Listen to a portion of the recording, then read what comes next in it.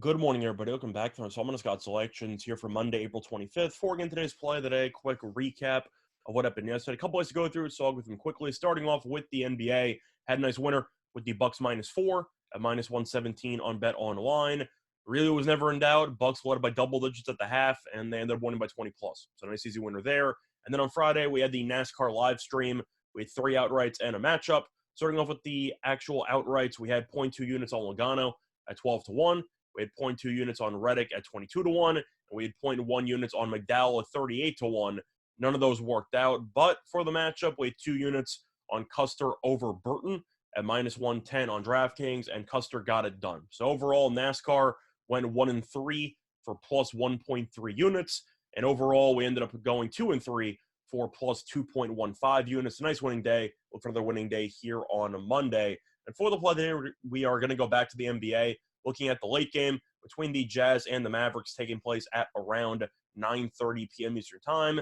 And for the play today, we're going to take the home team here. We're going to take the Mavericks -2.5 at -115 on BetMGM. Time recording of 10:40 a.m.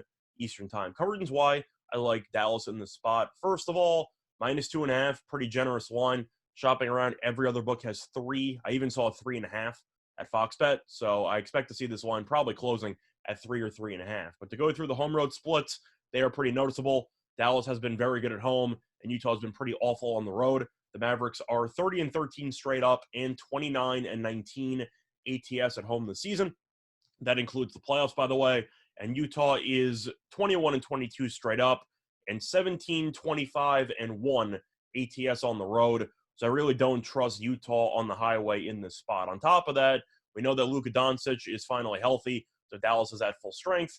And we know that Dallas did look pretty good for the most part in game 4. They ended up not pulling it out, but I do believe that Dallas definitely can build on some things that didn't really work out at the end of game 4. Mostly the fact that Powell missed 2 free throws, which would have basically put the game on ice, but he missed both, and that led to the 5-point run there by Utah in the final minute. But either way, Dallas had a great shot to win the game on the road. They easily covered. I believe they were getting 6 points in that game.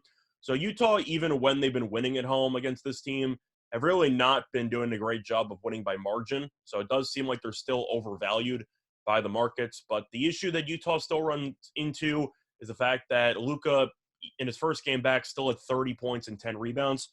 So it wasn't like Luka was awful. Just Dallas's three-point shooting wasn't as good as it was in previous games, which takes me to my point, because of the fact that Utah, with Gobert in the game, still cannot really guard the three-point line. Dallas had a bunch of makeable three-pointers. A lot of them didn't go in. I expect them to shoot better at home from the three-point line in this spot, but Gobert ended up having the game-winning alley-oop dunk there, which I do think, even though, of course, Utah has to win the game in order to stay alive to make it 2-2, because I don't think they're coming back from 3-1 down. The issue is I do think that'll encourage Quinn Snyder to keep Gobert in the game for 35-plus minutes, 30-something plus minutes. And the defense, as a result, I think is going to be a disaster guarding the three-point line. We know what Dallas is capable of. We saw it in games 2 and 3 from behind the arc, and I do expect that to kind of happen again here in game 5. But besides Mitchell, this team offensively still does not really have many shot creators. I know that Jordan Clarkson is a solid scorer. He's still also a bit of a ball hog, but he's still talented. I'm still not sold on Connolly. Boyan's been pretty good in this series, and that's basically it. They just don't have many guys, and defensively, the perimeter defense is still awful, which has resulted in so many just defensive breakdowns and so many open shots. But I think Dallas, if they shoot 38% from 3 in this game compared to about the 34% they shot in game 4, they should cover this number. And I do expect Dallas to look pretty sharp with Doncic getting a game under his belt and looking potentially sharper as a distributor, because he had a low assist total, which was a bit surprising. But Utah has also really matched up terribly against Dallas in recent meetings. Utah is 1-8 ATS in the last 9 meetings. So Dallas is surprisingly a short favorite here. I figured they'd be favored by 4.5. But Utah won 1 game. I'm not going to overreact. They probably should have lost that game if Dallas made some free throws at the end.